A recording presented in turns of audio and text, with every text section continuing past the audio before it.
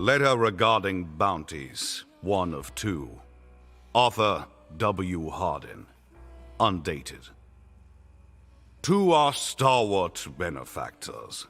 When I'm done here, the devil will be branded with Louisiana justice.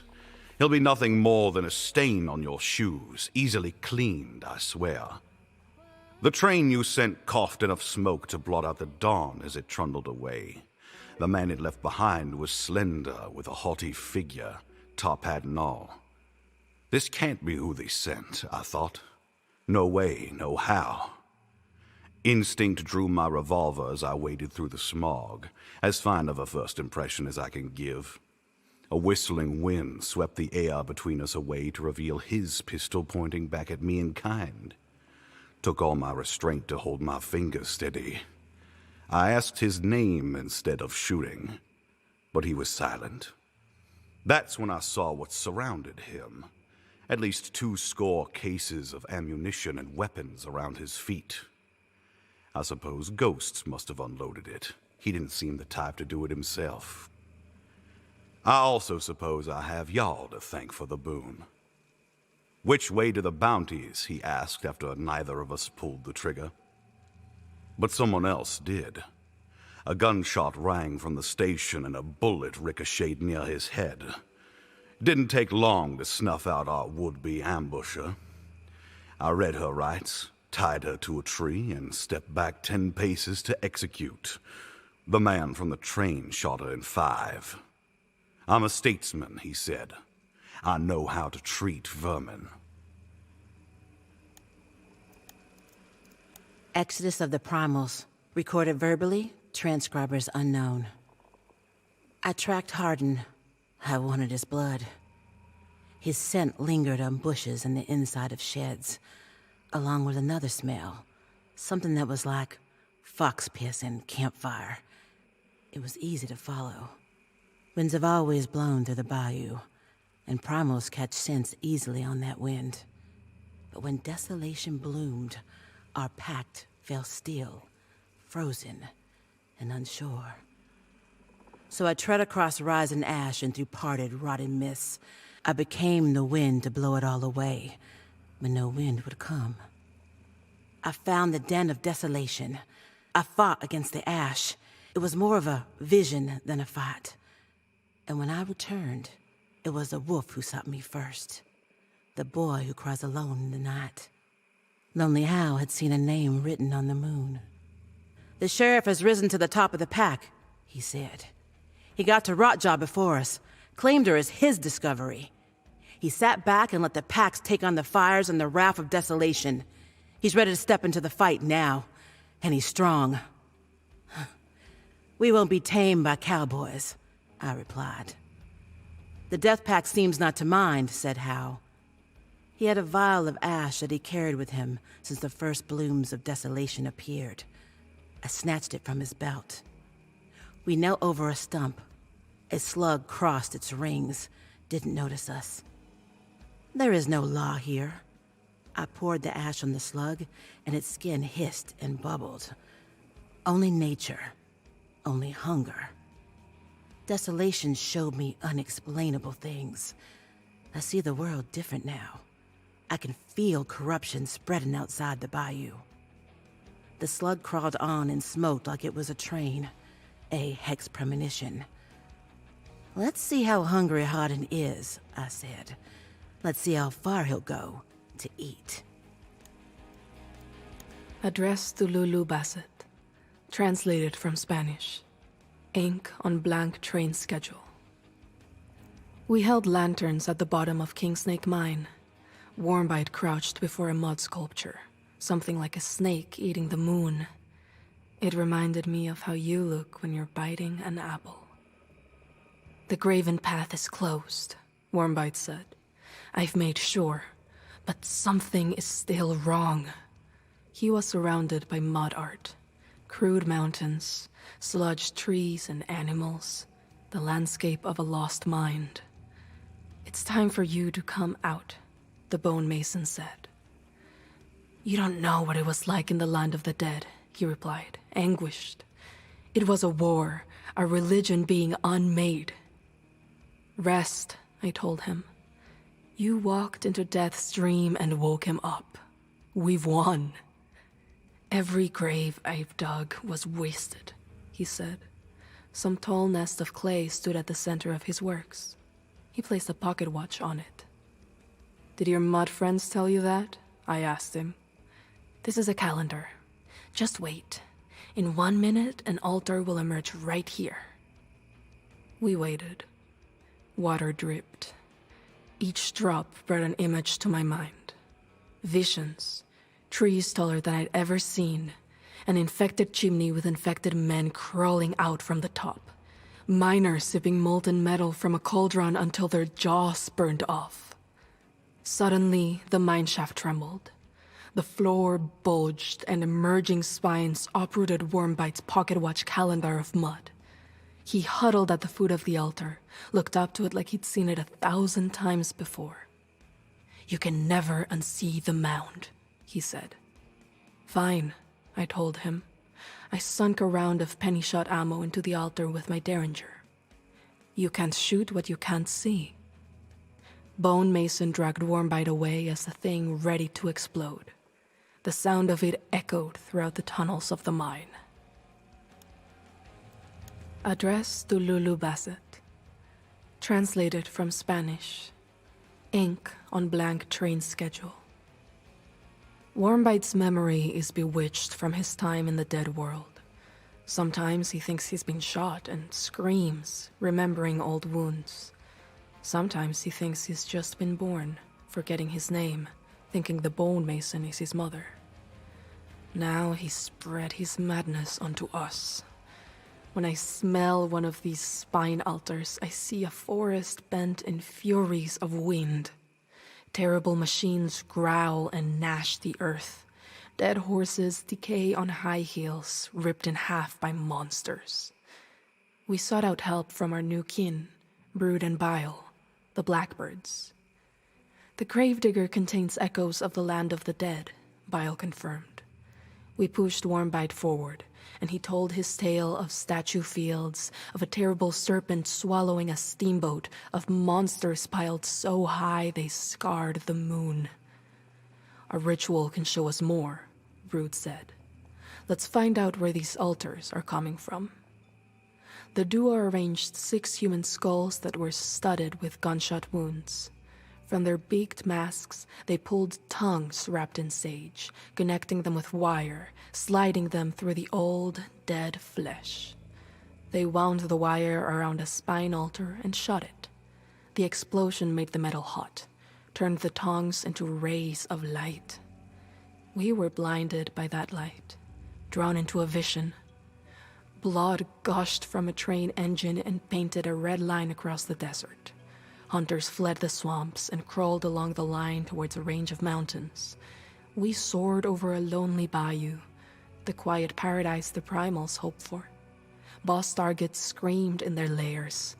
The corrupted shivered and walked the woods.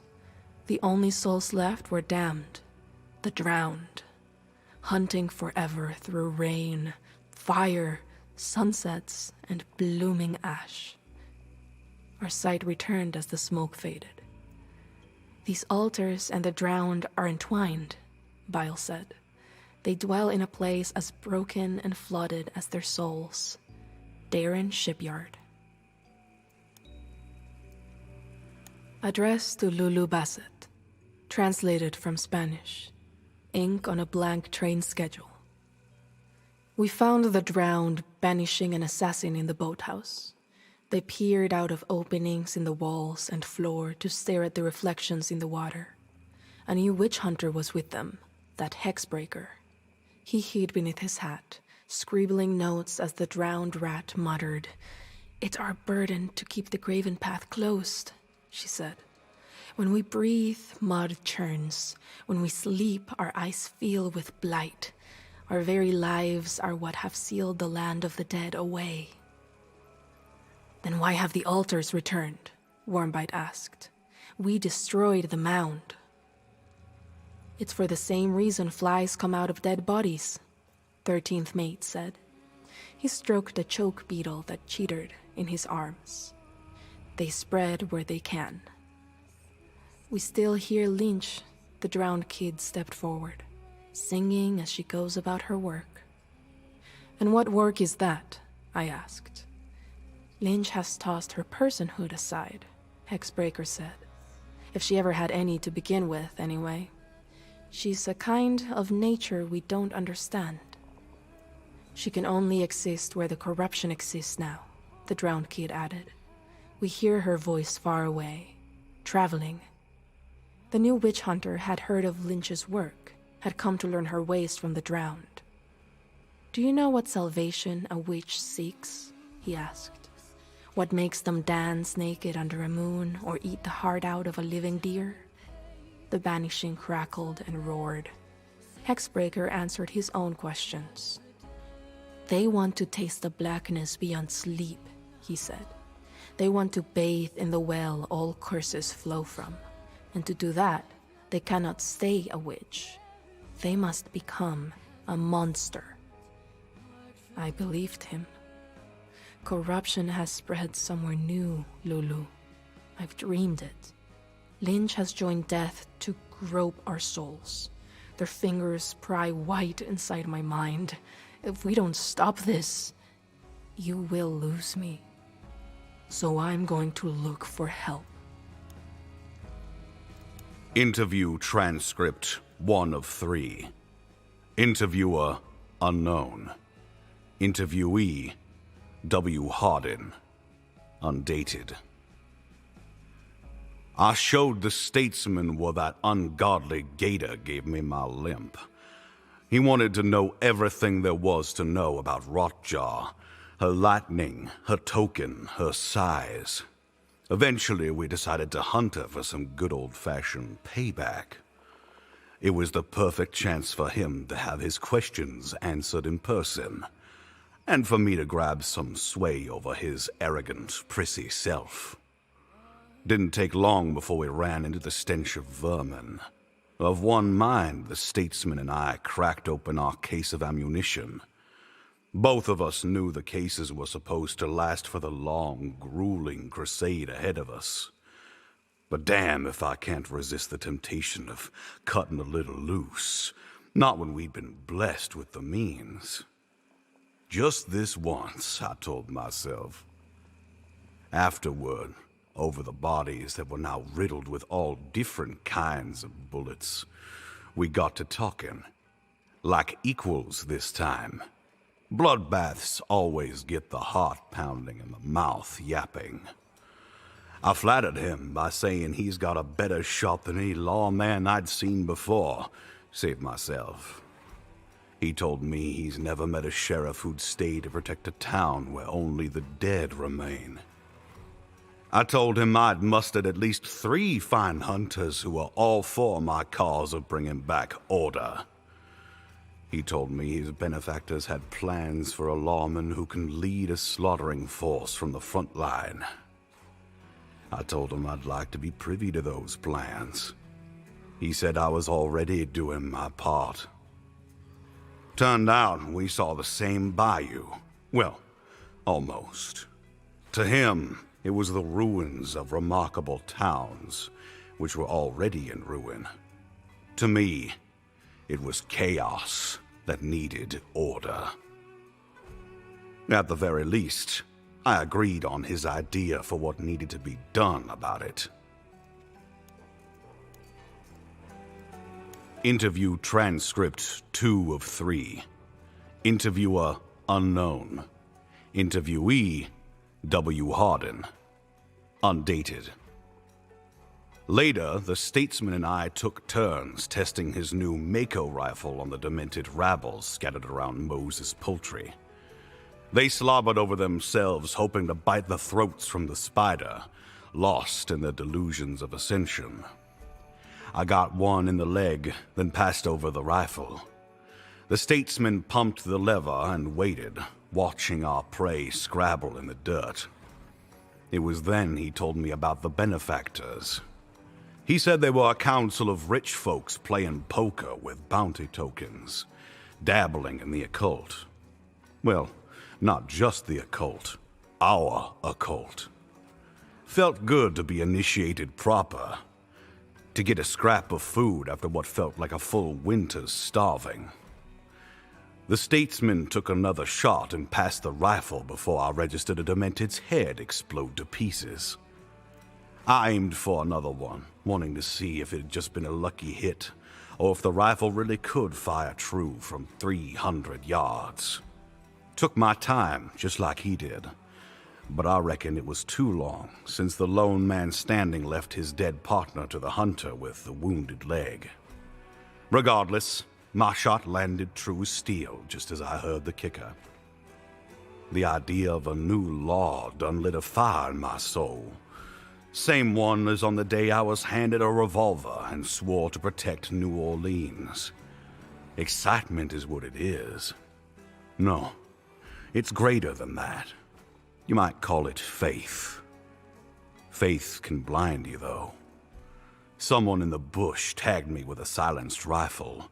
The ammo was something that had me bleeding from both my ears.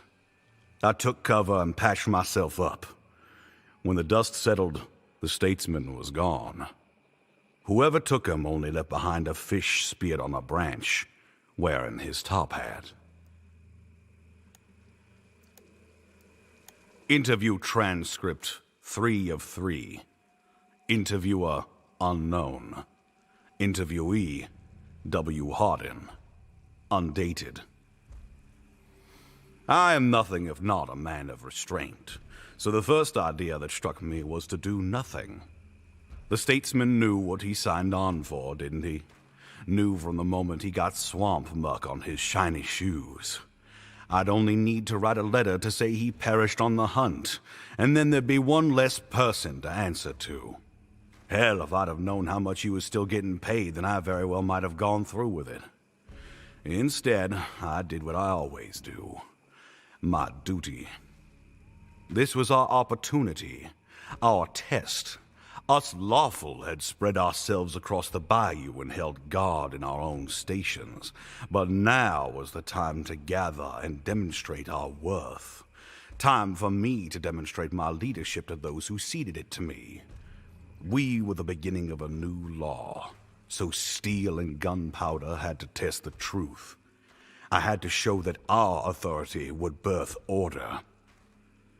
It's true that this test would involve purging unruly citizens from the earth. Once every green moon, duty and pleasure do happen to mix. So I investigated. Hard interrogations. Not that soft jail cell prodding the governor always called for. When the next train pulled in, we had to have the statesman in tow, or else the additional arsenal he commissioned was fixing to be forfeit. Exodus of the Primals, recorded verbally, transcriber unknown. We waited for Centipede's arrival. I sat by the fire while Lonely Hal prowled the perimeter. Ants circled the coals, then broke free to flee south. They carried a mouse rotten down to just its head and spine. It was a good omen. This is how I knew she'd been successful in securing a great bounty. "They're coming," Hal barked. "Be still," I said. "Yap like a cub, and your prey will sense weakness." Hal quieted, and we heard shadows shuffle across leaves. An owl high in an elm spooked and flew off. Centipede dragged a man behind her, his hands bound, his head covered with a potato sack. The coarse material was a world away from the fine clothes the man wore. He was a well-dressed devil, or thought of himself as such. I ripped off the man's hood. "You'll regret this," he snarled, eyes glancing wildly around our camp. If he was one of us, he'd have bitten off Centipede's thumb. But he wasn't. He was domesticated. "I'll remember every face in this godforsaken swamp," he went on. "We'll chase you down like foxhounds and stomp your faces into the mud." "You'll forget this chase soon enough and go back to hunting money," I said. The ants hadn't gone far. I picked up the mouse corpse and placed it by the fire. Its spine curled from the heat. "You call yourself the lawful, but you bark like animals. They are barks of fear, not command." "You're feeless," he spat into the dirt. "I know you. Mark your days carefully. You only have a few free ones left. You're not dead yet, but you could be. I rose from the fire and nodded. Centipede pushed the man to his knees. Sweat dripped off his face onto the mouse remains and glistened in the light. Would you like to know why?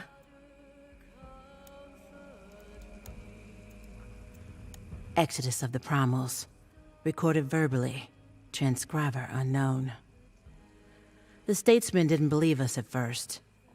It was only when I had Centipede show him her tattoos that he was able to understand. Insane and twisted markings of insects beheading mice, foxes, oxen, men. She had been a demented follower once, before she was one of us. When we first found her, Hal and I had followed Hardin's trail and come across a bloodbath. The remains of the Lawful's order.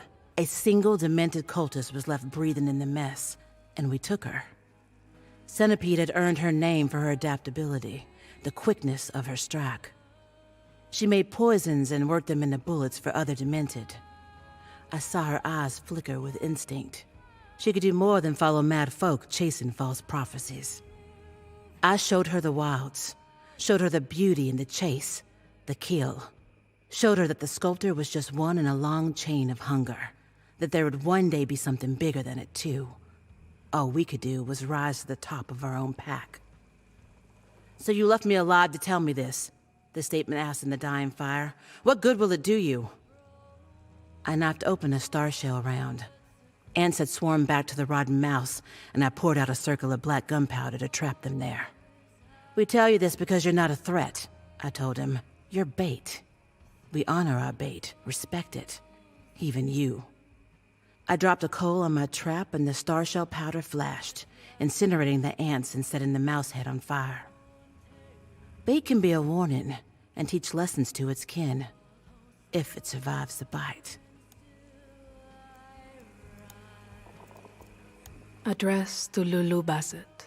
Translated from Spanish. Ink on blank train schedule.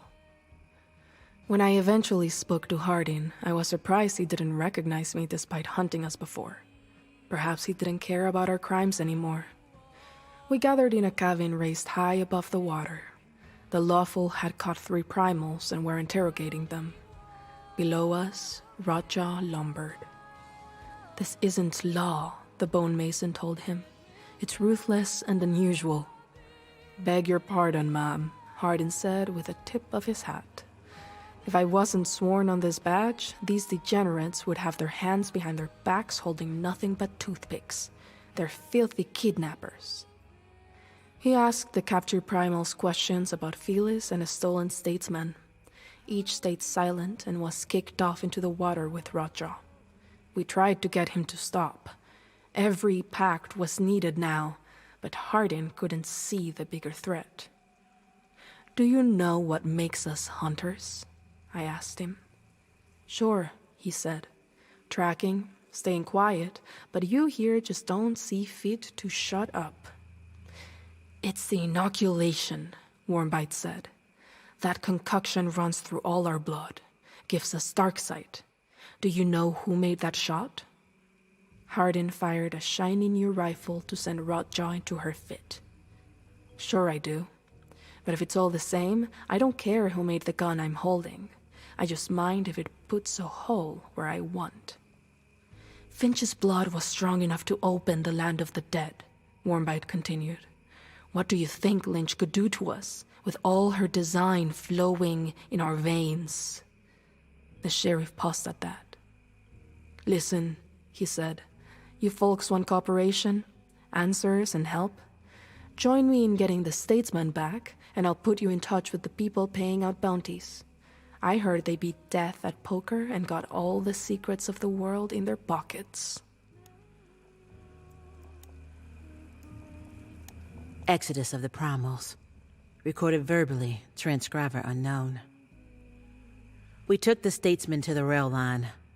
Here, I declared as we reached the railway. Behold the iron scar paved by your money. Behave or we'll feed you to the steam beast when it comes. You promised you'd take me to the station, the statesman said. You can't tell me you don't understand what a train is. The way of civilized man is a mystery to us, Ironbark laughed. The station smells of you lawmen. They'll leave and come to our woods for you. We crouched behind old cannons. I found fresh bird droppings on the hot metal. Could tell the lawful scared off mallards and drove them down this way. We wouldn't be flanked. The train should have been there at high noon. They're late, Hal said. All at once, gunshots crackled from the tree line. Bullets glanced off the rail and hit Ironbark in the leg. Hal flashed his revolvers in return, turned a white shirt's kneecaps into crumbles of gravel. Centipede threw a spear, and a gurgling cry confirmed that it hit her target's throat. I shot an oil barrel, and smoke caught the south wind, giving us cover. "Come out, Felis," I heard Hardin call after the gunfire stopped. I peeked out over the rail. The battered statesman held Centipede at gunpoint, 3 hunters dead around her. "We bought you animals out," the statesman said, patting Ironbark on the shoulder. "Turns out money talks more than mouse heads and summoning stones." Pebbles shook along the track as a whistle shrieked like a stone dove. Guns fired from the train and railmen fell off the sides, dead, covered in hive filth. Iron screeched on iron and the train stopped. The blood-smeared freight cars shed dust from the cross deserts, and their doors burst open. Exodus of the Primals, recorded verbally, transcriber unknown. Ironbark had sold us out to Hardin. They stood side by side. That grave-digging halfwit was at the tree line, too. Seemed the death pack had saddled in with the lawmen. "There's deeper evils out there," called Hardin. "Just look at the train. Our problems here have spread." 2 meatheads crumpled the wall of a freight car and tumbled out. One knocked a cannon on the lawman, breaking him open. A leech fed on his exposed lung and swelled like a tick embedded in a dog ear. "Let's compromise," the sheriff went on. "I want to die from old age, not poison and monsters." "Funny how compromise always involves kissing your ring, Hardin," I said. "Let us hold hunters accountable." He waved a pistol in the air. "We can't have more demented or another fall to the sculptor." "Look at your hostage," I called back. Hal tossed a bundle of dynamite, and the meathead split like a flower. "The only thing that saved her was the freedom to be wild, to follow her instincts. Hunters aren't beyond the law," Hardin shouted, his hand grazing his badge. "Nature is the law." I ripped a weed from the soil. "I'm taking the train. Will you agree not to shoot?" "You calling for a truce?" a genuine asked. I stood, and some hunter in his union suit showed up late. He stumbled from the trees and shot, maybe even by accident. The rest opened fire in response. I ran, made it to the train as the firefight went on. Hal stoked the engine, pulled me on board. "Let's call it more of a head start," I shouted to Hardin, and the brakes unlocked. Letter regarding bounties, 2 of 2. Author W. Hardin. Undated. To our stalwart benefactors and your many cast shadows. Never hurts to have scouts on hand, and that's what I designated those primals after I gave the statesman his hat back. For now, anyway. We let the lot of them take the train. It was infected anyway, and I'd prefer a clean ride across the wests of our country. The statesman couldn't give a straight answer as to why our backers would send a train in such condition. Was it a test? Some statement or warning? We agreed that, at best, it was a call for aid. So aid I'll give, along with the official leave of absence I'm about to offer Louisiana and her mud-slicked shores. 10 years I've served these parts, 3 now under the name Sheriff Hardin. Seen lots in the way of bedlam and betrayal in that time, with my loyalty pointed north, south, east, and west. I never considered doing more than upholding the law in New Orleans until now. You'll make a fancy man of me yet. A new law needs the sacrificing of the old one, so I've been told. Mark my words, though. This truce won't last. When it expires, I won't need a train supply of firepower to keep it in check. I'll need an army. See, we put down vermin here, Your Honor. But they breathe the same air as we do. And sometimes it's hard to see what side of the fence you sit on. So some get let go this time. You know what it does to a sheriff to shake the poison-marked hand of a stray rabid lion, swallow his pride and betray the law he was sworn to die for? Neither do I. Address to Lulu Bassett. Translated from Spanish. Ink on unmarked map. This letter I won't give to you. I will keep it on me for now. My words mean nothing if not aimed at you, so I have to put them down like this. You're asleep in the rail car and the desert passes quickly. Our hands are cold when they touch. It's the coldness of leaving a place. No goodbyes are ever warm, even when they are from a swamp as vile as ours. The bayou will always steam with regret, taste like gunpowder. I think I'll miss it. We both smell like low tide and rot from the land of the dead. Shaking hands with the drowned has lingered on us. But the bayou is their burden for now. They're the only guardians we could find, but they fit. They've earned it. Vultures are circling some animal walking across the playa. It's following the trail of some circus caravan. Dying in the desert is dry and desperate. Death has no passion there. His kisses are cacti and blisters. He's all heat and shimmer, thin as a snake in the distance where sand meets the sky. The death I made my deal with was different. He was giant, a rotting skeleton who gurgled with the rasping throats of men caught in trees. He was something that lurked in floods and graveyards. That is death in Louisiana. I do not know what death will look like further west, but I've heard rumors. Sunsets paint the canyons and make the rocks bleed. The air is thin, hard to breathe. Things are alive there in a wildness the swamps forgot. On the other side of these mountains, dying will take a new shape. Its shadow will be the skeleton of you and me, back to back, and 1,000 gun barrels waiting to sing.